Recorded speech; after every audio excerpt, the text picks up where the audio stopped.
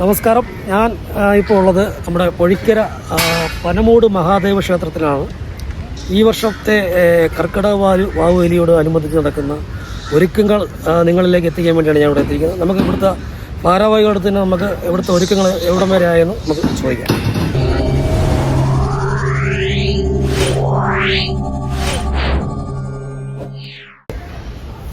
പരവൂർ പൊഴിക്കര പനമൂട് കുടുംബ മഹാദേവ ക്ഷേത്രം. ഈ ക്ഷേത്രം സ്ഥിതി ചെയ്യുന്നത് പരവൂർ പൊഴിക്കര ദേവീ ക്ഷേത്രത്തിന് സമീപത്തുള്ള ഒരു കടൽ തീരത്താണ്. ഈ ക്ഷേത്രത്തിലെ 19ാമത് കർക്കിടക വാവുബലിയാണ് ഈ ആഗസ്റ്റ് 3-ന് ശനിയാഴ്ച രാവിലെ 4 മണി മുതൽ 7 മണി വരെ നടത്തപ്പെടുന്നത്. ഈ ബലികർമ്മത്തിൻ്റെ ഭാഗമായിട്ടുള്ള 1000-ൽ പരം പേർക്ക് ഒരേ സമയം ബലികർമ്മം ചെയ്യുവാനുള്ള പന്തലാണ് ഒരുക്കിയിരിക്കുന്നത്. അതുപോലെ തന്നെ 1500ഓളം പേർക്ക് 2 സ്ഥലങ്ങളിലായി പന്തലിൽ പ്രവേശിക്കാൻ വേണ്ടി ബാരിക്കേഡുകൾ സ്ഥാപിച്ചിട്ടുണ്ട്. വരുന്ന ഭക്തജനങ്ങൾക്ക് ബുദ്ധിമുട്ടുണ്ടാകാതിരിക്കാൻ വേണ്ടിയാണ് ഇങ്ങനെ ഇത്രയും നമ്മൾ സൗകര്യങ്ങൾ ഒരുക്കുന്നത്. അതിലുപരി അംഗപരിമിതർ, പ്രായാധിക്യം ഇങ്ങനെയുള്ളവർക്കുള്ള പ്രത്യേക സൗകര്യങ്ങൾ ഒരുക്കിയിട്ടുള്ളതാണ്. അതുപോലെ തന്നെ ബലികർമ്മത്തിന് നേതൃത്വം കൊടുക്കുന്നത് ചേർത്തല വിജയശാന്തിയുടെ മുഖ്യ കാർമ്മികത്വത്തിലും 35-ൽ പരം ശാന്തിമാരുടെ നേതൃത്വത്തിലും കർമ്മങ്ങൾ ചെയ്യപ്പെടുകയാണ്. അതുപോലെ തന്നെ മറ്റൊന്ന്, പിതൃക്കൾക്ക് വേണ്ടി ചെയ്യപ്പെടുന്ന ഈ മഹാസംരംഭം തിലകവനം എന്ന് പറയുന്നത്.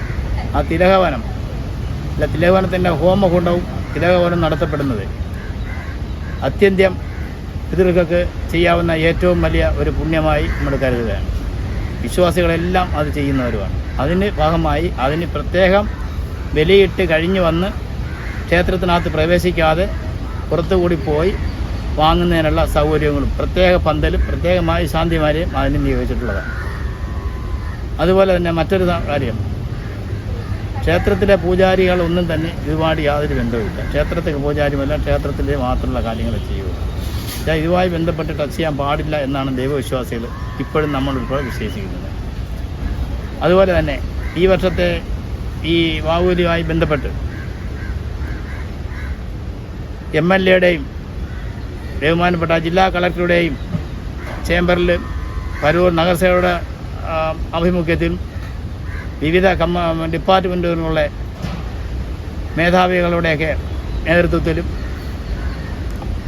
പലതവണ കമ്മിറ്റികൾ കൂടി. ആ പലതവണ കമ്മിറ്റികൾ കൂടിയതുകൊണ്ട് അതിൻ്റേതായ ഗുണങ്ങളുണ്ട്. കാരണം നമുക്ക് ഒരുപാട് സഹായങ്ങൾ ലഭിച്ചു. ഈ പ്രവർത്തനങ്ങളെല്ലാം ഏകോപിപ്പിക്കാൻ വലിയ ഉപകാരമായിരുന്നു. മുൻ വർഷങ്ങളെ അപേക്ഷിച്ച് ഇത്തവണ പരവൂർ നഗരസഭ പറഞ്ഞറിയിക്കത്തെ കാര്യമാണ് ഹെൽത്ത് വിഭാഗം നമ്മളെ സഹായിച്ചിട്ടുള്ളത്. അതുപോലെ തന്നെ തൊഴിലുറപ്പ് പദ്ധതികൾ ഉൾപ്പെടുത്തി അല്ല തൊഴിലാളികൾ, മുനിസിപ്പൽ തൊഴിലാളികളായ കണ്ടിജൻസി ജീവനക്കാർ ആരെയും നമ്മൾ ഈ സമയത്ത് മറക്കുന്നില്ല. കാരണം എന്ന് പറഞ്ഞാൽ അവർ മുൻകൂട്ടി ഏകദേശം 2 ആഴ്ചയ്ക്ക് മുൻപേ ഇതിൻ്റെ പണികളൊക്കെ ഒരുവിധമാർ അവസാനിപ്പിച്ചായിരുന്നു. എല്ലാം ക്ലീൻ ചെയ്ത് കാട് വെട്ടിത്തെളിപ്പായാലും ശുചീകരണ പ്രവർത്തനങ്ങളായാലും എല്ലാം ചെയ്തു വരും. അതിൽ അവർ നമ്മളെല്ലാം കൃതാർത്ഥനാണ്, അവരോട് നമ്മൾ കടപ്പെട്ടിരിക്കുകയാണ്.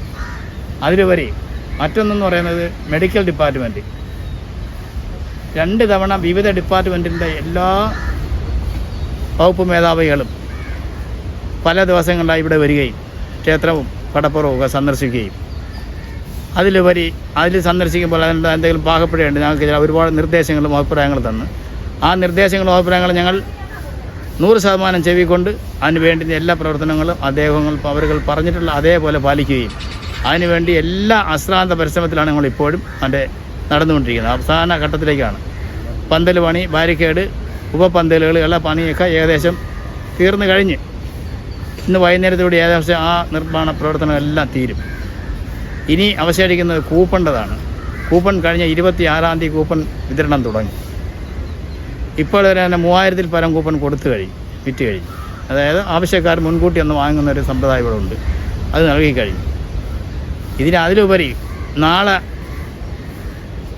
ഇതുമായി ബന്ധപ്പെട്ട് ഈ മെഡിക്കൽ ഡിപ്പാർട്ട്മെൻറ്റ് 1-2 അറിയിപ്പ് തരാമെന്ന് പറഞ്ഞിട്ടുണ്ട്. അറിയിപ്പെന്ന് പറഞ്ഞാൽ വെള്ളം ടെസ്റ്റ് ചെയ്യാൻ കൊണ്ടുപോയി ഇവിടെ നിർദ്ദേശം ഇടാന്ന് നമ്മളെ ടെസ്റ്റ് ചെയ്ത് അതിൻ്റെ റിസൾട്ട് കൊടുത്തയച്ച് പരിസരത്തൊക്കെ മറ്റുള്ള അസുഖങ്ങളുണ്ടാകുന്നതെല്ലാം വിരക്കണമെന്ന് പറഞ്ഞ് അതിനുവേണ്ടി എല്ലാ ശ്രമങ്ങളും നടത്തിയിട്ടുണ്ട്.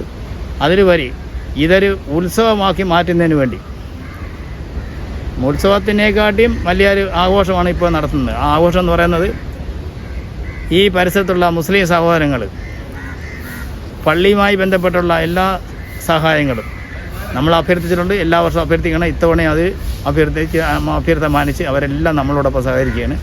അതിലുപരി വിനോദസഞ്ചാര വകുപ്പിൻ്റെ ലൈഫ് ഗാർഡ്, ഫയർഫോഴ്സ്, പോലീസ് ഉദ്യോഗസ്ഥർ തുടങ്ങി ആരോഗ്യവകുപ്പ് തുടങ്ങി എല്ലാ ഡിപ്പാർട്ട്മെൻറ്റ് ഉദ്യോഗസ്ഥന്മാരും ഇവിടെ ഇപ്പോൾ 1-2 തവണ സന്ദർശിച്ചിട്ട് പോയി. നഗരസഭ ഉൾപ്പെടെ. ആ നഗരസഭ എടുത്തെടുത്ത് പറയേണ്ടി വരുന്നത് പരൂർ നഗരസഭ എന്നാൽ ഇത്തവണ നമുക്ക് ഒരുപാട് കാര്യങ്ങൾ ചെയ്തില്ലെന്ന് പറയാൻ പറ്റത്തില്ല.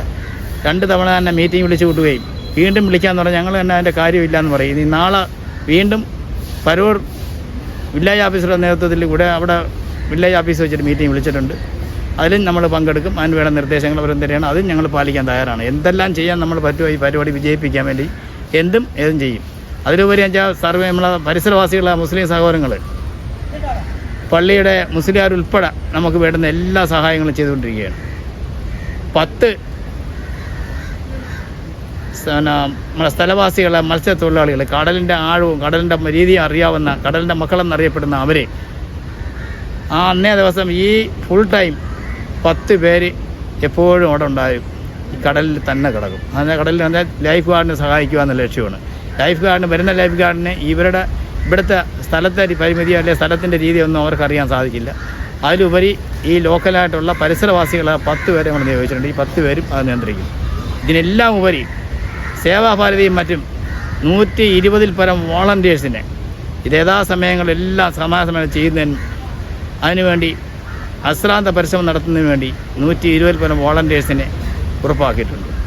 പരിപാടി ഈ വലിയ വിജയമാക്കുന്നതിനും ഉത്സവമാക്കി തന്നെ മാറ്റാൻ തന്നെയാണ് ഈ പരിസരവാസികൾ ഉൾപ്പെടെ അവരുടെ നിർദ്ദേശങ്ങളും അവരുടെ സഹകരണങ്ങളും ഈ മുസ്ലിം സഹകരണം ഉൾപ്പെടെ നമ്മളെ സഹായിച്ചുകൊണ്ടിരിക്കുന്നത്. അങ്ങനെയാണ് അവർ എല്ലാം അത് എടുത്ത് പറയാൻ വരുന്നില്ല. എല്ലാ രീതിയിലുള്ള സഹകരണം അവരുടെ ഭാഗത്തുനിന്ന് ഉണ്ടാവും. നമുക്ക് അങ്ങനെയാണ് അവരുടെ ആ ഭാഗം എന്നുള്ള 2-3 ദിവസം മത്സ്യത്തൊഴിലാളികൾ അന്നന്ന് പോകുന്നവരാണ്. എന്നാൽ ഈ 3 ദിവസം കാലം അവർ കടപ്പുറത്തുമ്പോൾ ജോലിക്ക് പോകില്ല. ജോലിക്ക് പോകുമ്പം നമുക്കുള്ള അസൗകര്യം ഒഴിവാക്കി അവരെല്ലാം പണിക്ക് പോകാതിരിക്കും. അതെല്ലാ വർഷവും അങ്ങനെ തന്നെ ഈ വർഷവും ഉൾപ്പെടെ അവരങ്ങനെ പോകാതിരിക്കും.